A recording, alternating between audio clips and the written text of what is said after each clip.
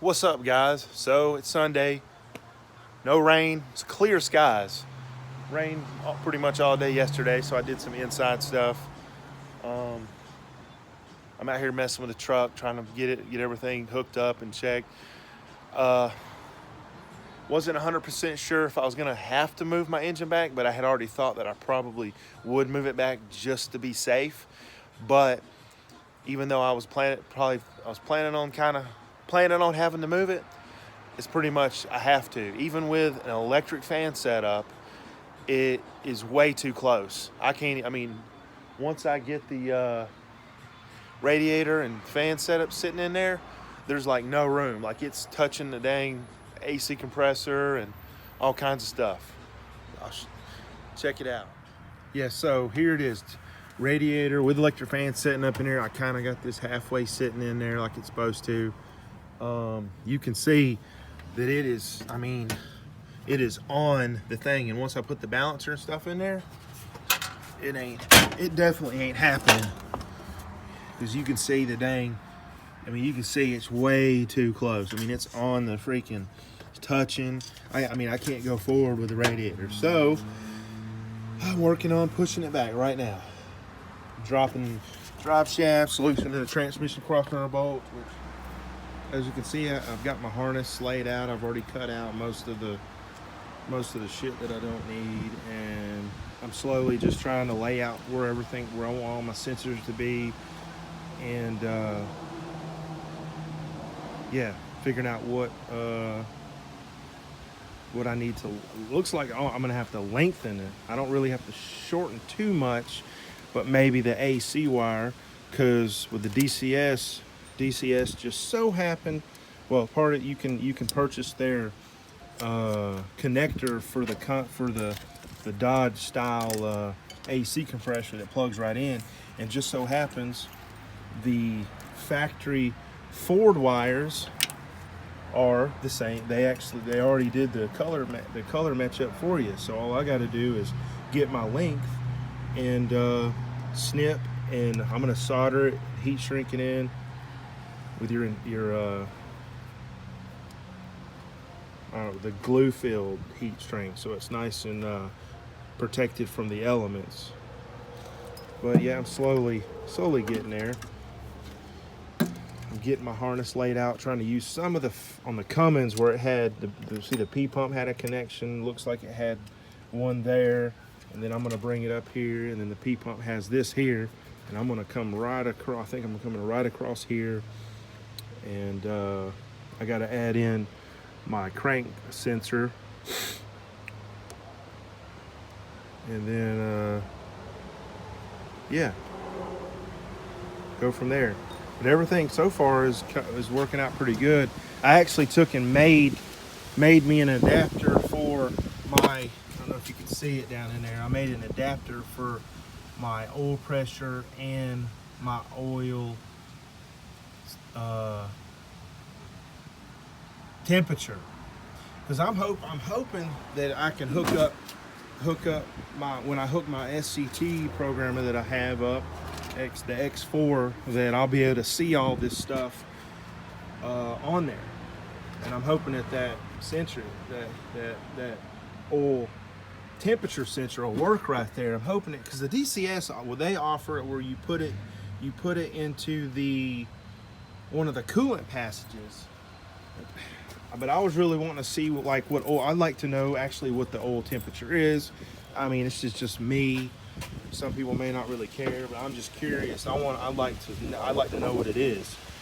As soon as one of my fittings, I don't know why I keep ordering the correct fit, and I ordered 2 of them for my fuel system, and they keep sending me one of them wrong. See, I've got the one right there, which, going into that port is a M14 by 1.5, and then I've got it to an 8 ans adapter, or -8 or whatever, and then the fuel return is actually exactly the same size, and for some reason I've ordered it 4 times now, and the second time I ordered it, I got one correct fitting, and then the other 2 times have been wrong. And I'm I don't know why this is going on, but whatever. I got a fuel pressure regulator. I'm gonna run to it.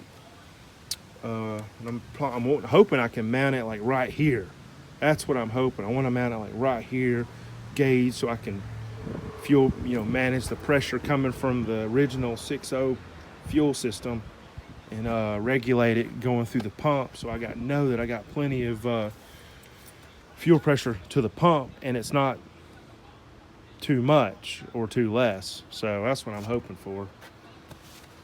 But so far it's coming along. I'm hoping to get, like I said before in my other videos, I'm hoping to get this thing fired up. I'm hoping within the next couple weeks. At least I want to do it sooner than possible. I want it to be right. All right, so yeah, I got a few things done. Spent a weekend building the wiring harness. Pretty much took everything out that I didn't need. Added in the things that I did need. I'm still I got the main wiring harness, and then I was adding in the fuel, whatever, shut off solenoid. I've got it where it does everything it's supposed to, except when I let off the key, it just closes. It doesn't stay open. Like, this is supposed to keep it open. I don't know if maybe I got to have fuel pressure running through it to help. I don't know exactly how it works, but I can hook this one straight to the battery, and I can feel the thing doing something, but it doesn't do anything. It stays closed. So I'm gonna have to figure out that. And then the swap helper, I found a switched wire. I'm trying to utilize some of the wiring from some of the sensors that I got rid of. I still got to finish cleaning up that part of the wiring harness. For the most part, it's coming together pretty good.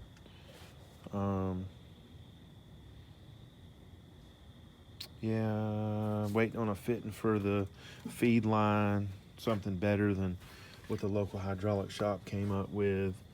I don't like that fitting, but I did get the main one run up there. It's good. Now I just gotta wait for the one fitting. I got everything I need to do, except for the fitting that goes on the thing, which has been a little bit, not necessarily hard, but it's hard. It carries a M20 by 1.5 fitting, which what this pump takes. But I'm able to find pretty much anything with a little searching.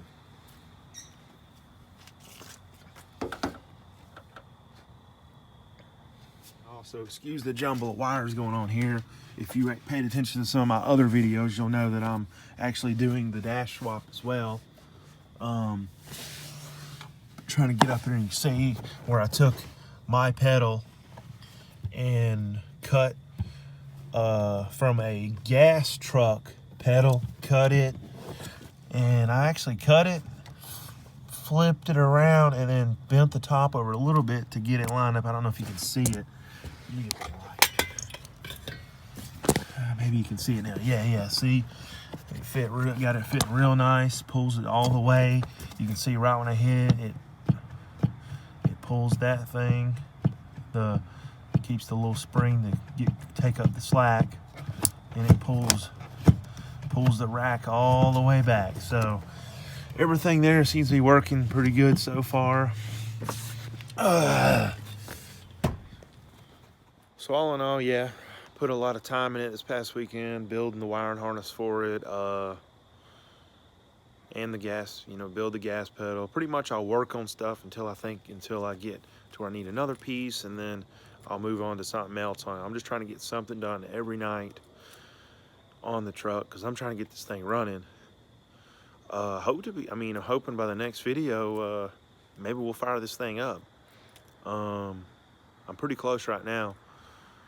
I'm just waiting on a couple fittings for the fuel, because in all reality, that's all I need is a couple of things to hook the fuel lines up, and I can start it up essentially. But yeah, forgot to mention I used a Dodge truck throttle cable, for a 12-valve truck, where and there was a hole already in the firewall. All I had to do is push the plug out, and then I took my file, and less than 5 minutes, and I had the cable fitting into the hole perfectly. So that was pretty easy. Pretty easy. All right. And then yeah. Also trying to decide if I want to try to, if I just want to do away with the secondary transmission filter altogether, and just you know, just run it straight to the thing. It's just sitting there right now because I've been trying to figure out if I want to try to put it back or not. I don't know yet. I'm trying to figure out how I want to do that. But because I did come up with a better way. I did come up with a way underneath the truck. Yeah, so as I was saying, I came up with a better way to, since I had to cut my transmission lines or really come up with another way to connect them, I flared and put connectors on it because these are 1/2 inch. So I went with a -8 or whatever, 8 AN or whatever you want to call it. And I'm trying to decide if I want to use that secondary filter or just get rid of it. Seeing how it is, I've got the 6.4 truck transmission pan and filter for this thing, and they say once you put that in, you really don't need that secondary filter. But I'm not sure how I'm gonna do it just yet. I don't know. Big thing that I did have to do was I had to move the transmission. I had to move the engine and transmission back. Fortunately, I'm sure if you're watching this, you've probably seen other video or everybody talk about there's holes in the frame to move this mount back, and there absolutely is. As you can see, that was the original hole for the front for this bolt. Used to be here, and all I did is slid it back, and you know, this bolt used to be here, and just slid it back. Same thing underneath, same on the other side. And so I pulled the drive shaft, so I gotta take some measurements.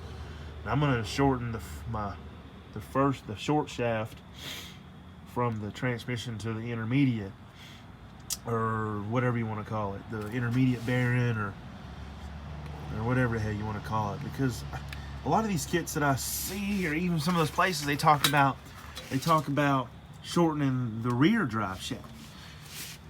But then you start messing with your angles going to the rear axle and all that stuff, and then you also have to, if you don't shorten the front shaft, you have to move that back. The damn support, you have to move that back. So why? I mean, it makes no sense when I can just measure out the front shaft and have that one shortened and then put it back in, and I don't mess with none of the geometry on the axle to the rear drive shaft, and I don't have to move the damn support bearing or whatever you want to call it, intermediate bearing. Some people call it intermediate, some people call it support bearing. Hell, I don't know. All right, so it's Friday for me now. Sorry for all the jumping around in my video. It's just I start working on one thing, then I realize I need something else, so then I move on to something else on it because I'm trying to get something done every night on my truck. You know, on the weekends I have a little more time to work because you know, it always depends on the weather. It's getting cold. It's gotten cooler here.